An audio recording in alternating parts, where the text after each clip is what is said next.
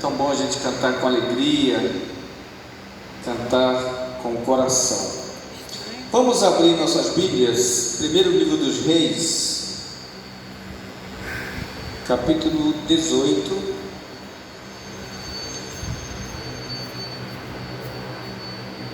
versículo 30 até o 35.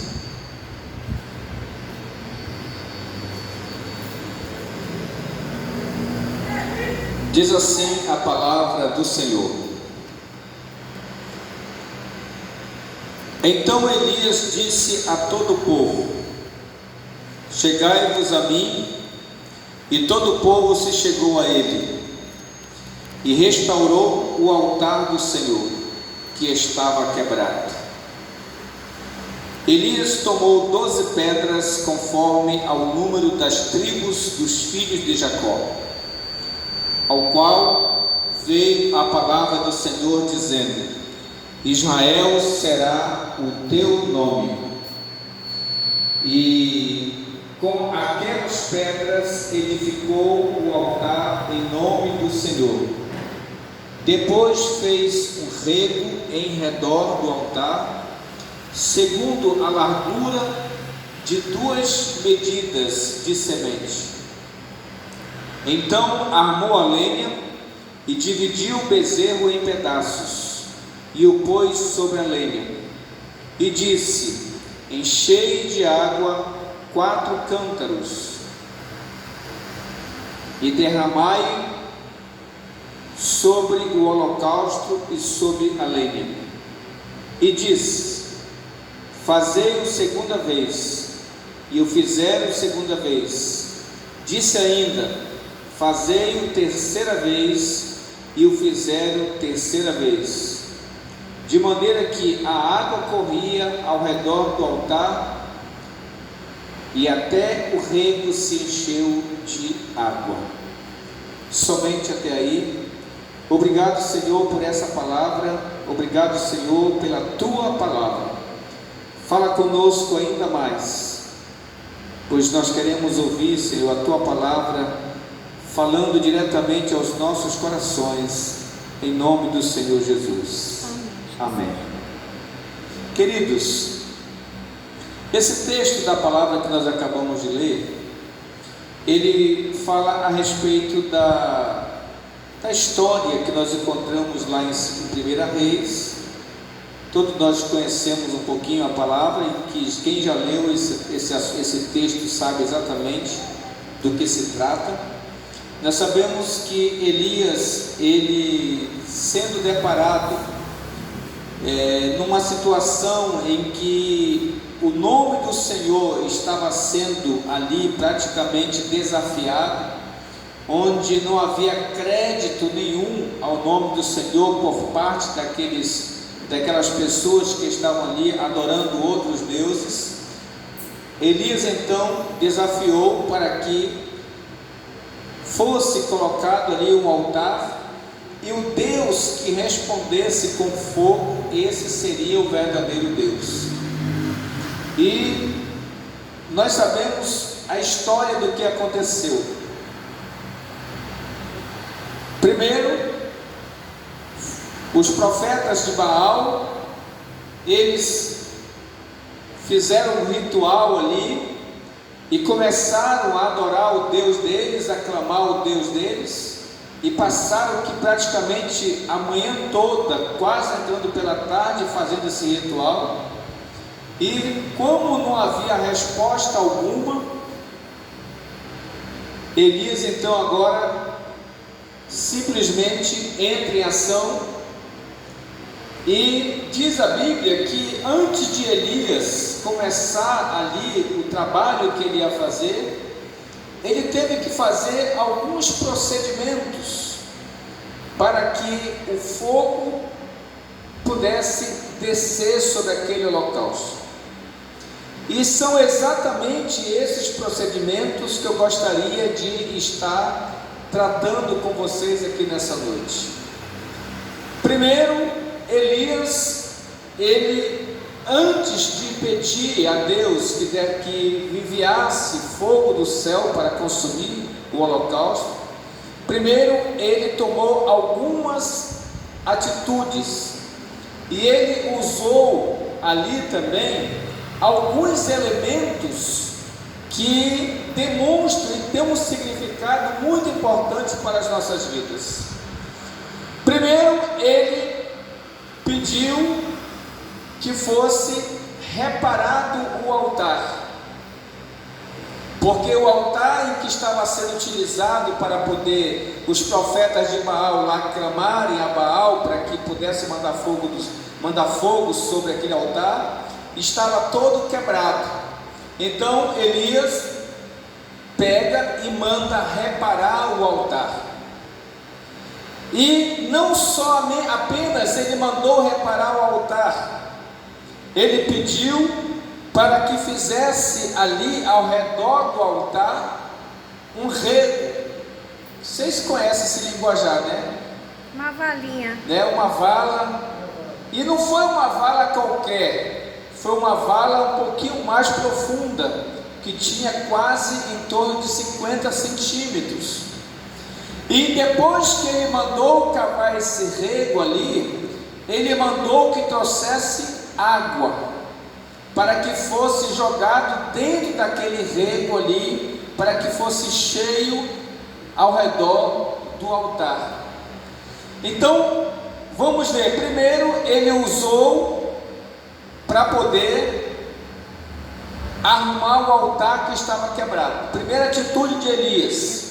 Segundo, ele mandou fazer um rego para ali colocar água. Terceiro, ele arrumou o altar colocando lenha para que pudesse pegar fogo. Teve um outro elemento ali que foi utilizado naquele altar para que o fogo de Deus descesse. Foi colocado ali um sacrifício. Nesse sacrifício haveria o que? Um derramamento de sangue.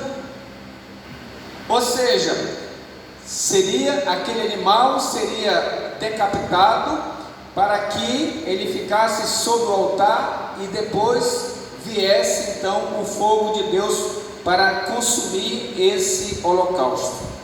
Então esses elementos, que é o sangue, a água, a lenha e o fogo, eles têm uma grande representação na nossa vida, para que Deus possa operar grandes milagres. Primeiro, o sangue do sacrifício, ele representa a dádiva de Cristo para o pecador. Ou seja, o sangue traz regeneração, que é necessário para que o homem se aproxime de Deus. Porque sem o derramamento de sangue não há remissão de pecado. Então, você vê que para que nós pudéssemos ser perdoados dos nossos pecados, foi necessário que Jesus viesse a este mundo, como o irmão Dinaldo leu aqui no início, na introdução aqui da leitura inicial, que foi necessário que Jesus viesse a este mundo para que viesse viver aqui e ser sacrificado, para que através da sua morte, do seu sacrifício, do derramamento de sangue, nós pudéssemos ser redimidos dos nossos pecados. Então esse sangue tem uma grande representação. Segundo, a água, que é outro elemento que nós avistamos aqui nesse texto. A água, ela representa a palavra de Deus. A Bíblia diz que aquele que beber de mim jamais terá sede. Então a água, ela representa a palavra de Deus. E se você for ver a palavra de Deus lá em Efésios, você vai ver que a Bíblia diz o seguinte, Efésios 5, 25 e 26: Vós maridos, amai vossa mulher, como também Cristo amou a igreja e a si mesmo se entregou por ela, para que a santificasse, tendo-a purificado por meio da lavagem de água pela palavra. Então você observa que a palavra de Deus, a água representa a palavra de Deus. Assim como em João, versículo 3, capítulo 15 de João, diz: vós já estáis limpo pela palavra que vos tenho falado. E diz ainda no capítulo 17, versículo 17 de João: santifica-os na verdade, a tua palavra é a verdade. Então a água, ela representa a palavra de Deus. Então você já vê que é o segundo elemento que foi utilizado lá por Elias. Primeiro foi o sangue para que o sacrifício fosse oferecido. Segundo, a água para que fosse derramada ao redor do rego. E o terceiro elemento que foi utilizado ali por Elias foi a lenha, que a lenha simboliza o alimento espiritual que buscamos para manter acesa a chama da fé. Não podemos deixar de falar o combustível, que ele é o combustível da nossa vida espiritual. Lá em Ageu capítulo 1, versículo 8, diz o seguinte: subi ao monte, trazei madeira e edificai a casa, dela me alegrarei e serei glorificado, diz o Senhor. Então a lenha, meus irmãos, tem um grande significado. Ela é o alimento, ela representa o alimento. Então a lenha mantinha o fogo aceso. Então é necessário que haja bastante alimento na nossa vida para que nós possamos ter uma vida espiritual diante do Senhor. E o quarto elemento que foi ali oferecido, foi utilizado ali naquele momento, foi o fogo. Que o fogo é um sinal poderoso da presença de Deus. A gente vê lá em Hebreus capítulo 12, versículo 9: porque o nosso Deus é um fogo consumidor. Então, essas representações que nós acabamos de falar aqui, o sangue, a água, a lenha e o fogo, foram elementos que foram utilizados por Elias, por ocasião que ele estava lá oferecendo o sacrifício ao Senhor, para que Deus pudesse derramar fogo do céu ali sobre aquele lugar. Então são representações que são de suma importância e que estão descritas na palavra do Senhor, e que é necessário para que Deus possa operar milagres e maravilhas. Agora vamos ver o que representa na nossa vida espiritual esses elementos. Primeiro, para que haja uma restauração na nossa vida, é necessário que haja sacrifício. Para que haja uma restauração na nossa vida, é necessário que haja sacrifício. O primeiro altar a ser restaurado na nossa vida, ele é o nosso eu. Vocês percebem que existem muitas pessoas, e às vezes acontece isso conosco, que para nós podermos mudar, para podermos deixar alguma coisa, é muito difícil, porque às vezes o nosso eu é tão forte, que nós queremos fazer somente a nossa vontade. Nós queremos apenas que prevaleça aquilo que nós achamos que é o correto. Todo mundo pode estar errado, mas nós achamos que estamos sempre certos. Nós deixamos o nosso eu crescer tanto que nós não conseguimos enxergar quem está ao nosso lado. Nós colocamos as nossas prioridades tão grandes que nós deixamos de enxergar o nosso irmão que está do nosso lado necessitando de alguma coisa. Então, para que haja uma restauração na nossa vida, para que o Senhor possa fazer o milagre da transformação, é necessário que haja sacrifício.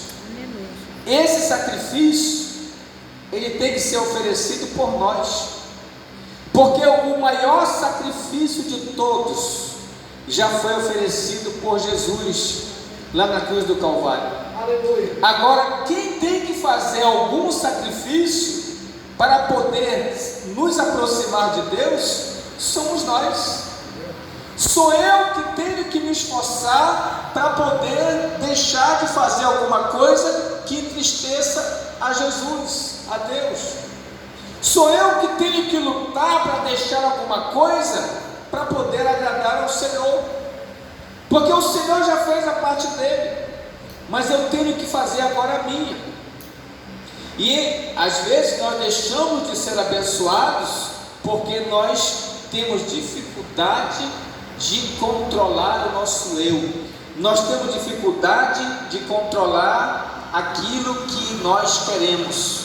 A segunda coisa que nós temos que tentar lutar para poder restaurar é o perdão, é saber perdoar, é saber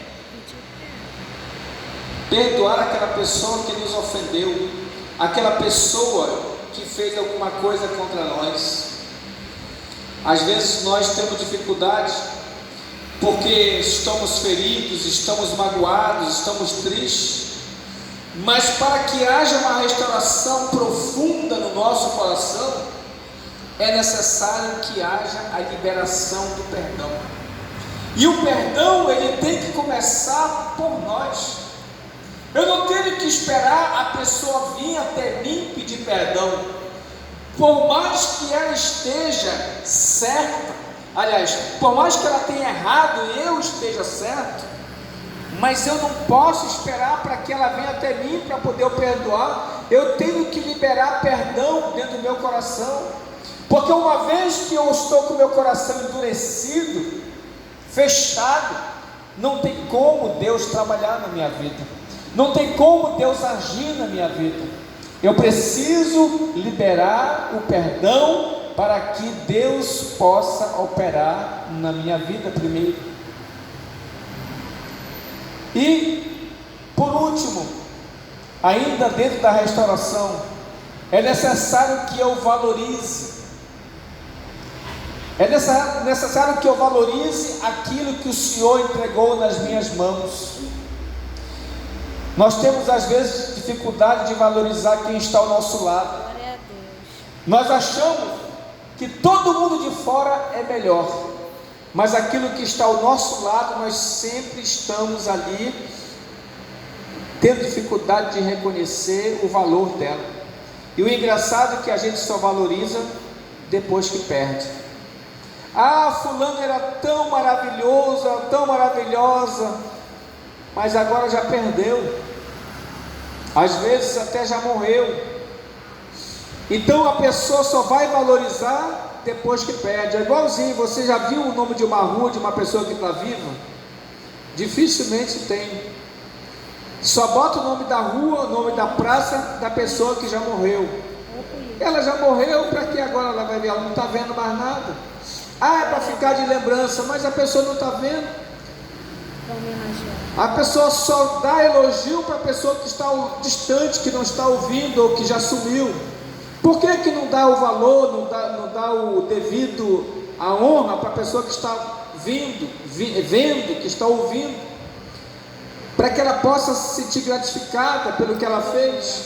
Então nós temos a tendência de valorizar somente aquilo que nós perdemos, ou aquilo que já se foi. Agora, o que a Bíblia nos fala? Nós temos que valorizar aquilo que está à nossa frente. Nós temos que dar honra a quem tem honra. Nós temos que elogiar a pessoa que merece o elogio, porque nós somos muito pragmáticos, nós somos muito mestres em apontar o erro dos outros, apontar as falhas dos outros, mas somos muito devagarosos em dar elogios, em valorizar o trabalho das pessoas. Então é necessário que eu tenha no meu coração esse sentimento. É necessário que eu valorize aquilo que merece o seu devido valor. Amém, meus amados irmãos? Então, tudo isso são sacrifícios que eu tenho que fazer muitas das vezes, porque por mais que eu não tenha aquela facilidade para poder aceitar aquele tipo de coisa ou admitir aquele tipo de coisa, mas eu tenho que sacrificar. Então, para que Deus possa mandar fogo do céu e consumir aquele sacrifício que eu estou oferecendo, tem que haver sacrifício. Tem que haver sacrifício. E o sacrifício às vezes é esse. Eu tenho que valorizar, eu tenho que perdoar, eu tenho que admitir que eu estou errado, eu tenho que admitir que eu só quero fazer do meu jeito, eu tenho que admitir que eu preciso mudar. São sacrifícios que devem ser feitos, são sacrifícios que precisam ser praticados, para que as bênçãos do Senhor possam cair ou recair sobre a minha vida. Muitos de nós queremos apenas que Deus mande fogo do céu e faça milagres, mas nós não estamos dispostos a sacrificar, nós não estamos dispostos a pagar o preço, nós só queremos a bênção, mas não estamos dispostos a pagar o preço. Muita gente está aí correndo de um lado para o outro só buscando bênção, mas na hora de sacrificar mesmo, elas saem fora. Eu me lembro que na palavra está escrito que Jesus vivia cercado de pessoas. Aí teve um dia que ele começou a pregar e começou a falar de uma forma muito dura. Sabe o que aconteceu? Todo mundo começou a sair fora. Todo mundo começou a sair. Aí Jesus olhou para um lado, olhou para o outro, só estavam os seus discípulos. Ele então perguntou: e vós, vamos deixar também? Aí se levantou um discípulo, chamado Pedro, e disse assim: Senhor, para quem iremos nós, se só tu tens a palavra de vida eterna? Então ele reconheceu que mesmo todo mundo tendo abandonado, eles estavam ali porque eles reconheciam que Jesus era o Cristo, que Ele era o Deus Todo-Poderoso, que só nele estava a salvação, que só nele estava a vida.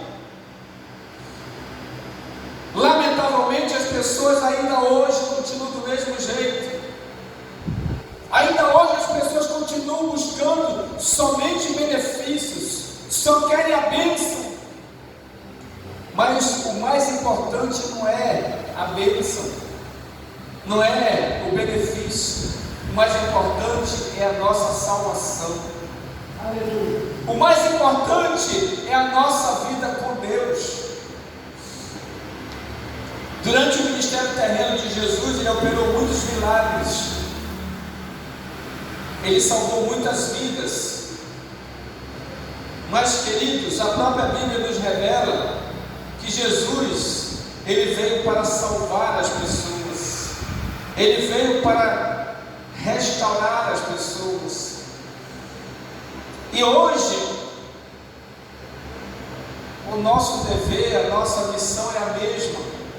É muito bom quando nós oramos e as pessoas são curadas. Talvez se acontecesse hoje ainda nas igrejas, de muitas vidas serem curadas, serem transformadas, serem abençoadas ali no sentido de cura, talvez as igrejas estivessem cheias. Mas por que muita gente não quer mais saber de igreja? Porque elas só querem ver os milagres. Mas o maior milagre que Deus quer para a nossa vida é a salvação. Aleluia. É a mudança de comportamento, é a mudança de vida. Esse é o sacrifício que Jesus quer que façamos. Quando Jesus estava ali falando com aquele doutor da lei, que foi procurar ele à noite para poder conversar, o que foi que ele falou para ele? É necessário que você nasça de novo. Nicodemos, obrigado, eu estava até esquecido aqui o nome dele. Nicodemos foi procurar para Jesus, foi falar com Jesus, e Jesus falou com ele: Nicodemos, é necessário que você nasça de novo. Mas nascer de onde, Jesus? Se eu já sou homem, já tenho até idade. Tem que nascer da água e do Espírito. Nascer da água é mudança de vida, é mudança de comportamento, é começar tudo de novo. Nascer do Espírito é se tornar um cidadão do céu, porque é necessário que, para que eu vá para o céu, que eu me torne aqui na terra um cidadão do céu. Tem gente achando que só precisa mudar quando chegar lá no céu. Lá no céu não vai entrar ninguém que não esteja transformado. Nós temos que ser transformados aqui na terra. Aqui é o estágio inicial para que nós possamos chegar até o céu. Então, para que haja sacrifício, para que haja o derramamento do fogo sobre o altar, é necessário que haja sacrifício. É necessário que haja sacrifício. Segundo, para que haja restauração, é necessário que seja edificado um altar. Nunca vai haver uma restauração na nossa vida se a nossa vida não for um verdadeiro altar do Senhor. E o altar precisa estar restaurado. O altar precisa estar consertado para que o fogo possa descer. Elias, antes de pedir ao Senhor que derramasse, que mandasse fogo do céu, ele consertou o altar. E imagine, para que o altar fosse totalmente completado, ele consertou a lenha que estava ali em cima, organizou tudo. Ele ainda cavou um buraco e mandou encher de água. O que significa isso, meu irmão? É que nós temos que estar cercados pela palavra, nós temos que estar cercados pela verdade, nós temos que estar rodeados pela palavra da verdade. Nada vai nos afetar. A Bíblia diz que por falta de conhecimento o povo se desviou. Nós às vezes nos desviamos do Senhor porque nós não procuramos conhecer a palavra, e a palavra é quem nos ajuda a resolver. Amém, queridos irmãos? E essa edificação do altar, ela requer algumas coisas que são importantes, e ela começa simplesmente pelo nosso lar. A nossa família tem que estar restaurada. A família é onde tudo começa. Por que nós temos uma sociedade totalmente corrompida, totalmente destruída? É porque as famílias perderam a noção hoje. As famílias já não têm mais estrutura. Você vê que não existe mais respeito entre filho e pai, entre pai e filho. Você vê que hoje as pessoas fazem o que bem entendem, quando na verdade é necessário que haja dentro do lar, que comece dentro do lar. É lá que é formada a base. Toda a estrutura ela tem que começar dentro do lar. Nenhuma construção ela é segura se não tiver uma boa estrutura. Isso qualquer pessoa sabe. E a nossa formação, a nossa estrutura espiritual, ela precisa começar dentro da família, lá no nosso lar. Se eu tiver a minha família estruturada, a minha família edificada, a minha família vai ser bênção em qualquer lugar. O motivo porque muitas famílias estão destruídas hoje é porque não há uma estrutura, não houve uma estrutura, não houve ali uma preparação, e a dificuldade é grande. Porque é na família, irmãos amados, que começa a formação do caráter do indivíduo, que vai influenciar no meio onde ele vai viver, que vai influenciar no meio da sociedade em que ele está inserido. O irmão Dinaldo falou aqui muito bem. A formação da criança, ela só se dá, dizem os psicólogos, que a formação neurológica, ela só está formada a partir dos 13 anos de idade. Imagine você, uma criança de 6 anos, ela ainda não tem um amadurecimento. Ela começa a amadurecer a partir de 6 anos, 6, 7, 8, 9, 10, 11, 12. Por isso que os estudiosos dividiram muito bem essa fase. A criança é considerada criança até 12 anos. 13 anos começa a fase da adolescência. 18 anos começa a fase da juventude. E ela vai, se estende até o dia que ela amadurece já e se casa, aí é um adulto. Mas a formação dela começa na sua fase de infância. Se eu for bem formado, quando eu for grande, eu vou estar com uma formação correta. Imagine você uma árvore que ela é plantada e jogada ali de qualquer maneira. Ela vai nascer de qualquer maneira. Se ela der sorte de não ter nada ao seu lado, ela vai crescer até reto. Mas experimente plantar uma árvore debaixo de uma árvore que já está grande. Ela vai tentando se arrumar uma brechinha para poder tentar crescer. Ela vai ficar torta. Agora, quando você planta uma árvore que é livre, tem liberdade, ela cresce reto. E quando você planta, você vai dar um tratamento para ela.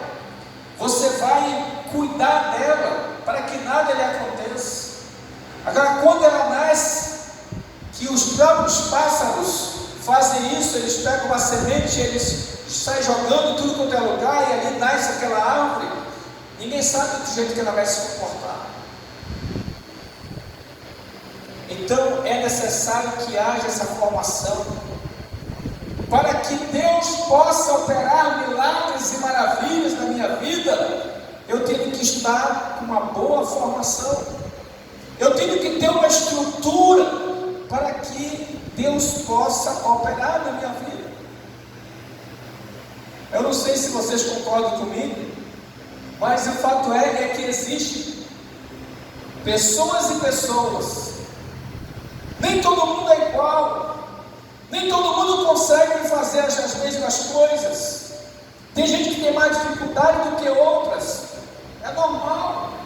Mas aquelas que têm menos dificuldade são as mais preparadas, são as que já foram testadas, enquanto que as outras não sabem, vão ter dificuldade. Então tudo isso passa pela preparação, e a preparação às vezes exige sacrifício.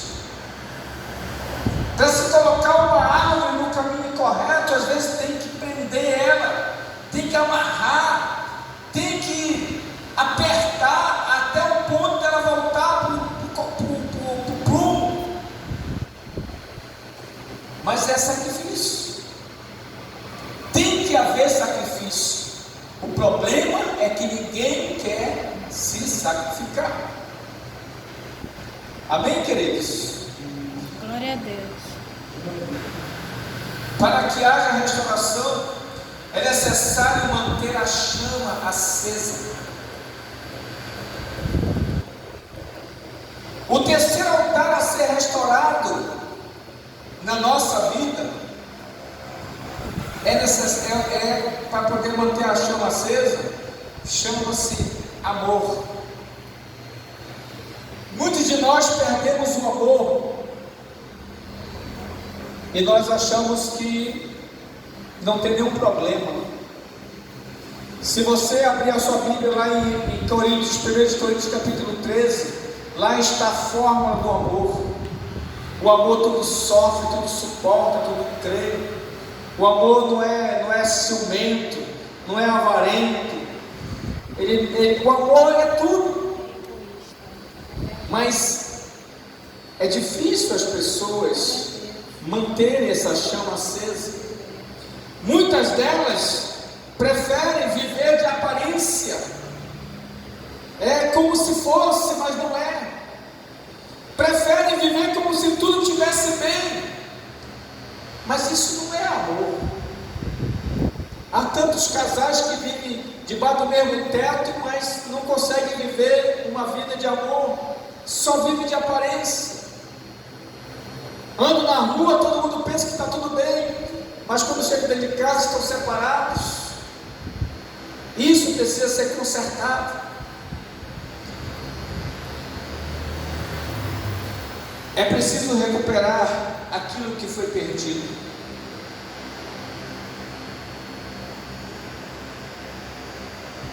Quando a gente vai para aquela parábola das lágrimas perdidas, aquela mulher, ela não parou enquanto não encontrou uma dracma que havia perdido.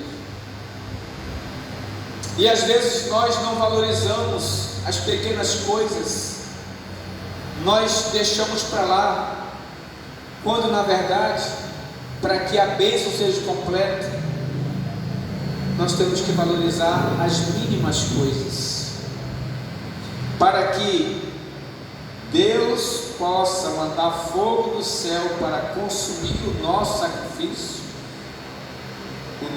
aquilo que estamos oferecendo para Ele. Nós precisamos tratar todas essas coisas. Nós temos que valorizar, nós temos que fazer o possível para que nada possa impedir. Elias teve o maior cuidado. Ele fez questão de pessoalmente restaurar o altar. Ele fez questão de pessoalmente olhar tudo que estava sendo feito. E depois que tudo estava preparado, aí então ele ergueu a sua voz e fez uma oração simples. Ele levantou a sua voz e fez uma oração simples. Queridos, se você tiver com a sua vida arrumada, se você tiver com a sua vida diante do altar do Senhor, se a sua vida estiver em obediência diante de Deus, você pode clamar que Deus vai operar maravilhas. Você pode clamar que Deus vai ouvir a sua oração. Sabe por quê? A presença do Senhor vai estar ali na sua vida. O quarto altar a ser restaurado, para que haja a presença de Deus totalmente na nossa vida, é o altar da família. A nossa família, que representa aquilo que o Senhor me deu de melhor. Você percebe que lá na leitura que nós fizemos, Elias tomou 12 pedras, conforme o número das tribos dos filhos de Jacó. Você vê que Jacó teve 12 filhos, e cada um filho representa uma tribo, então representa a família. Quando a família está unida, quando a família está restaurada, não há impedimento para que as bênçãos do Senhor venham sobre ela. Então, o que eu preciso fazer? O que é necessário fazer para que Deus possa operar milagres na minha vida? Porque às vezes nós